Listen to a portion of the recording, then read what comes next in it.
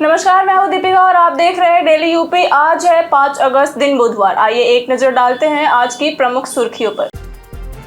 गुम ration card पर digital copy अब घर बैठे होगी डाउनलोड। यूपी मदरसों में उच्च शिक्षा पर सरकार का बड़ा फैसला। यूपी सरकार ने पेश किया 59,000 करोड़ का बजट। यूपी की कैबिनेट का बड़ा फैसला, 21 प्रस्तावों को मिली मंजूरी। धोनी ने चेन्नई सर्किट पर दौड़ाई सुपर बाइक, फैंस हुए दीवाने। खबरों की शुरुआत करने से पहले आपसे एक छोटी सी गुजारिश है, अगर आपने अभी तक डेली यूपी को सब्सक्राइब नहीं किया है तो अभी कर लीजिए। आपका एक सब्सक्राइब हमें हर दिन तेज, सटीक और भरोसेमंद खबरें सबसे पहले आप तक पहुंचाने की ताकत देता है। तो चलिए बिना किसी देरी के शुरू करते हैं आज की 25 बड़ी खबरें। यूपी सरकार ने पेश किया 59,000 करोड़ का बजट। यूपी विधानसभा मानसून सत्र के दूसरे दिन योगी सरकार ने वित्तीय वर्ष 2026-27 के लिए 59,019.54 करोड़ रुपए का अनुपूरक बजट पेश किया। वित्त मंत्री सुरेश खन्ना ने विपक्ष के हंगामे के बीच बजट रखा। इसमें 41,620.04 करोड़ रुपए पूंजीगत और 17,399.50 करोड़ रुपए राजस्व व्यय के लिए आवंटित है। वही विपक्ष के हंगामे के बाद सदन आज तक के लिए स्थगित हुआ। मुख्यमंत्री योगी ने सपा के आचरण पर सवाल उठाए, जबकि 11 विधेयक पास हुए और सपा विधायक सचिन यादव को पूरे सत्र के लिए बाहर किया गया। यूपी कैबिनेट का बड़ा फैसला, 21 प्रस्तावों को मिली मंजूरी। लखनऊ मुख्यमंत्री योगी आदित्यनाथ की अध्यक्षता में हुई कैबिनेट बैठक में 21 अहम प्रस्तावों को मंजूरी दी गई। सरकार ने जेवर एयरपोर्ट से गंगा एक्सप्रेसवे तक 74.467 किलोमीटर एक्सप्रेसवे, प्रयागराज चित्रकूट विकास प्राधिकरण, प्रधानमंत्री फसल बीमा योजना, घुमंतू विकास बोर्ड, मदरसा अधिनियम संशोधन और अनुपूरक अनुदान समेत कई बड़े फैसले लिए। यूपी आंगनवाड़ी भर्ती 2026 महिलाओं के लिए बड़ा मौका। यूपी में आंगनवाड़ी वर्कर और सहायिका के 5500 से अधिक पदों पर भर्ती जारी है। केवल महिला उम्मीदवार जो संबंधित जिले की निवासी और 12वीं पास हैं आवेदन कर सकती हैं। आवेदन निःशुल्क होगा और चयन बिना परीक्षा, मेरिट व डॉक्यूमेंट वेरिफिकेशन से किया जाएगा। गुम राशन कार्ड की डिजिटल कॉपी अब घर बैठे होगी डाउनलोड। राशन कार्ड गुम या खराब होने पर अब नया कार्ड बनवाने के लिए दफ्तरों के चक्कर नहीं लगाने होंगे। सरकार की डिजिटल सुविधा के तहत मेरा राशन ऐप, डिजिलॉकर और राज्य पीडीएस पोर्टल से आधार, ओटीपी या राशन नंबर के जरिए डिजिटल कॉपी डाउनलोड की जा सकती है। यह पूरी तरह मान्य है और राशन लेने में भी उपयोगी है। शिवरात्रि पर एकेटीयू कॉलेजों में ऑनलाइन पढ़ाई का निर्देश। एकेटीयू ने श्रावण शिवरात्रि 11 अगस्त और कांवड़ यात्रा के दौरान जिला प्रशासन के बंदी आदेशों को देखते हुए संबद्ध कॉलेजों को जरूरत पड़ने पर ऑनलाइन कक्षा संचालित करने के लिए निर्देश दिए हैं। सूचना वेबसाइट, ईआरपी, ईमेल, व्हाट्सएप से देने और परीक्षाएं तय कार्यक्रम के अनुसार कराने को कहा गया। नए लेखपालों की तैनाती के साथ लागू हुआ रोस्टर। विभागीय अर्हता परीक्षा के बाद 6252 नव चयनित लेखापालों की तैनाती की तैयारी शुरू हो गई है। राजस्व परिषद अध्यक्ष अर्चना अग्रवाल ने अंक पत्र जल्द जारी करने के निर्देश दिए हैं। वही कंचन वर्मा ने नया रोस्टर लागू किया, जिसके तहत 2 हलकों वाले लेखापाल सप्ताह में प्रत्येक हलके में 1 दिन और 2 से अधिक हलकों वाले 2 सप्ताह में 1 दिन बैठेंगे। न्यूनतम उपस्थिति सुबह 10 से दोपहर 2 बजे अनिवार्य होगी। अस्पतालों में आवारा पशुओं की एंट्री पर लगेगी रोक। सरकारी अस्पतालों में आवारा पशु और कुत्तों की एंट्री रोकने के लिए स्वास्थ्य विभाग ने सख्ती बढ़ा दी है। महानिदेशक पवन कुमार अरुण ने नगर निकायों के सहयोग से विशेष अभियान चलाने, गेट बाउंड्री मजबूत करने, एंटी रेबीज इंजेक्शन उपलब्ध रखने और लापरवाही बरतने वाले अधिकारियों पर कार्रवाई के निर्देश दिए। मुख्य सचिव का आदेश, स्कॉलरशिप से वंचित नहीं होंगे छात्र। मुख्य सचिव एसपी गोयल ने 2026-27 की छात्रवृत्ति योजनाओं के समयबद्ध और पारदर्शी संचालन के निर्देश दिए। संस्थानों को पोर्टल पर सही जानकारी दर्ज करने, नए पाठ्यक्रम का समय पर सत्यापन, नोडल अधिकारी नियुक्त करने और पात्र छात्र छात्राओं को तय समय पर छात्रवृत्ति उपलब्ध कराने को कहा गया। यूपी सरकार का बड़ा प्लान, हर तहसील में होगा मिनी स्टेडियम। यूपी सरकार हर जिले में एक जनपद एक खेल और हर तहसील में मिनी स्टेडियम विकसित कर रही है। 1565 पीएम श्री स्कूलों को खेल सामग्री के लिए 7.82 करोड़ रुपए दिए गए। खेल राज्य मंत्री गिरीश चंद्र यादव के अनुसार 50 से अधिक मिनी स्टेडियम बन चुके हैं, जबकि मेरठ की मेजर ध्यानचंद स्पोर्ट्स यूनिवर्सिटी में नए छात्र के प्रवेश शुरू हो चुके हैं। अब 17 साल पुराने कर्मचारी भी बनेंगे ईपीएफओ सदस्य। ईपीएफओ ने कर्मचारी नामांकन अभियान शुरू किया है, जिसके तहत 1 अप्रैल 2009 से 31 मार्च 2026 तक कार्यरत पात्र कर्मचारी सदस्य बन सकेंगे। नियोक्ता ऑनलाइन घोषणा करेंगे, उमंग से यूएएन बनेगा और पूर्व अवधि में वेतन से अंशदान नहीं कटने पर कर्मचारी का अंशदान माफ रहेगा। यूपी मदरसों में उच्च शिक्षा पर सरकार का बड़ा फैसला। यूपी सरकार मदरसों में कामिल और फाजिल डिग्री देने पर रोक लगाने की तैयारी में है।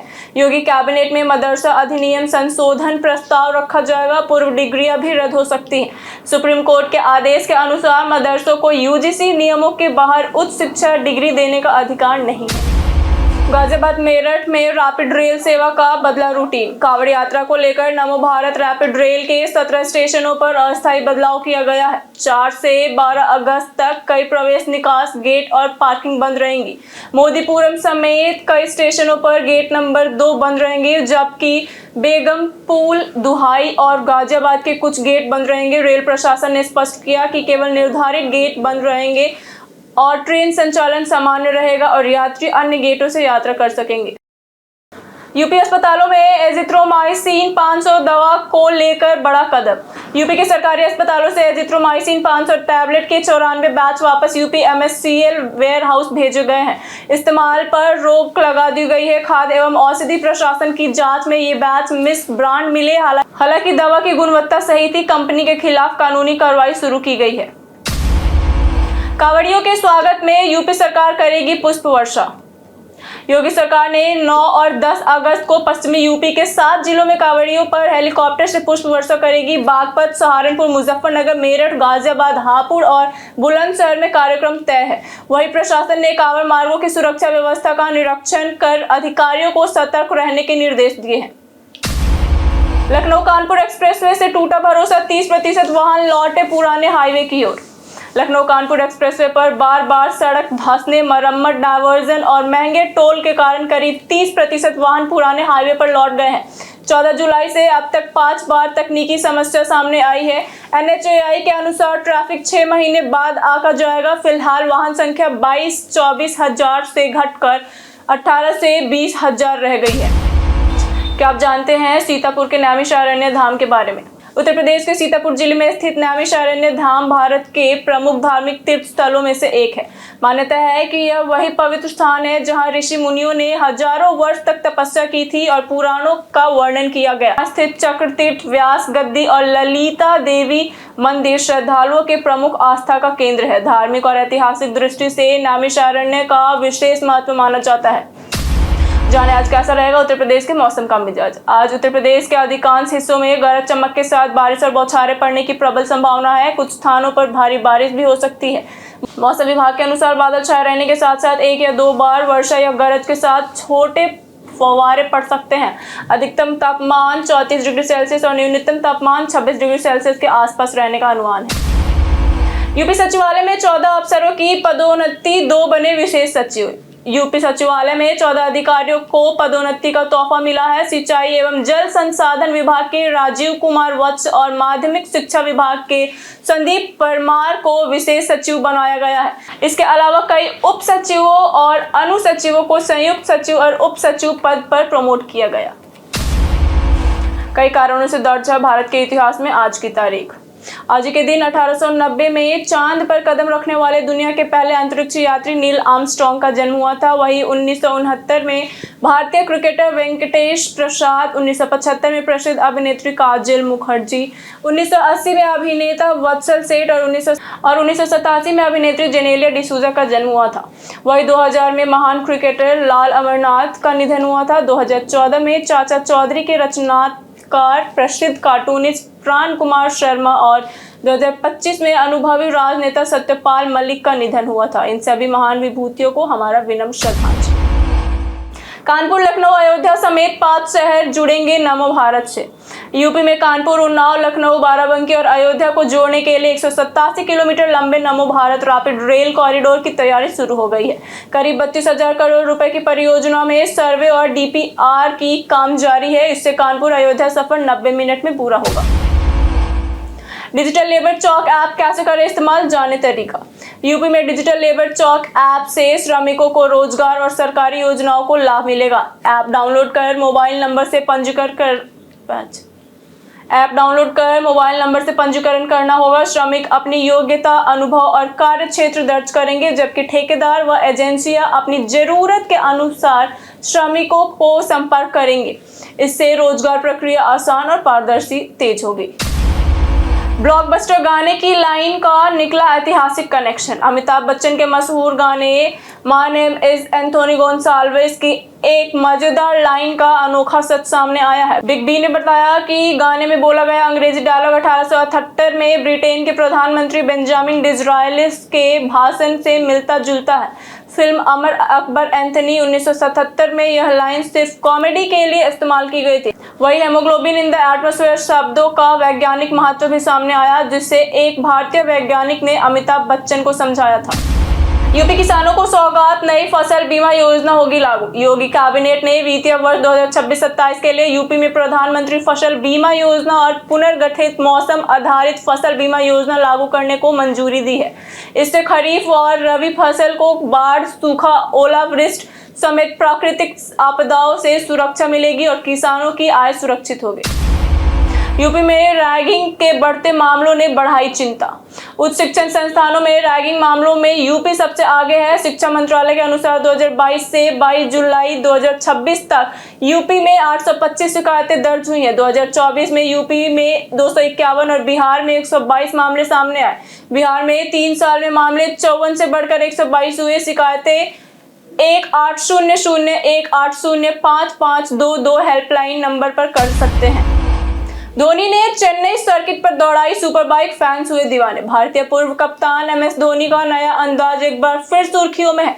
क्रिकेट के मैदान पर जलवा दिखाने वाले माही ने चेन्नई इंटरनेशनल सर्किट पर सुपर बाइक दौड़ाकर फैंस को रोमांचित कर दिया। धोनी की रफ्तार और जुनून का यह अंदाज सोशल मीडिया पर खूब वायरल हो रहा है और लोगों में पसंद किया जा रहा है। हम प्रतिदिन आपसे 5 ऐसे जरूरी सवाल और उसके जवाब बताएंगे जो कि यूपीपीएससी जैसे अन्य प्रतियोगी परीक्षाओं में काम आएंगे। सवाल इतिहास, यूपी स्पेशल, विज्ञान, करंट अफेयर्स और भूगोल से रहेंगे। पूछे गए 5 सवाल में आपने कितना सही उत्तर दिया, हमें हमारे कमेंट सेक्शन में जरूर बताइए। और आज का सबसे पहला सवाल है, निम्न में से किस स्थान के निकट गंगा नदी से गोमती नदी मिलती है? Option a Ballia, option b Ghazipur, option c Allahabad, option d Mau. हमारा सही उत्तर है ऑप्शन बी गाजीपुर। हमारा आज का दूसरा सवाल है, उत्तर प्रदेश राज्य में यूरेनियम के भंडार कहां पर स्थित है? ऑप्शन ए बांदा में, ऑप्शन बी मिर्जापुर में, ऑप्शन सी ललितपुर में, ऑप्शन डी झांसी में। हमारा सही उत्तर है ऑप्शन सी ललितपुर में। हमारा आज का तीसरा सवाल है, उत्तर प्रदेश राज्य में कितने प्रतिशत व्यक्ति कृषि पर आश्रित हैं? Option a 52%, option b 66%, option c 72%, option d 78%। हमारा सही उत्तर है ऑप्शन डी 78%। हमारा आज का चौथा सवाल है, सर्वप्रथम सौरमंडल के किस ग्रह पर अंतरिक्ष यान भेजा गया था? Option a Budh, option b Shukra, option c Mangal, option d Brihaspati. हमारा सही उत्तर है ऑप्शन बी शुक्र। इसी के साथ बढ़ते आज के सवाल की ओर। आज का सवाल है, आपके हिसाब से 2027 यूपी विधानसभा चुनाव का सबसे बड़ा मुद्दा क्या रहने वाला है? आप अपना जवाब हमें हमारे कमेंट बॉक्स सेक्शन में लिखकर जरूर बताएं। आज के लिए इतना ही। उत्तर प्रदेश के तमाम खबरों के साथ बने रहने के लिए देखते रहिए डेली यूपी। और साथ ही अगर आप यूट्यूब चैनल पर देख रहे हैं तो चैनल को सब्सक्राइब करें, और अगर आप हमारे फेसबुक पेज पर देख रहे हैं तो पेज को लाइक और फॉलो जरूर करें। धन्यवाद।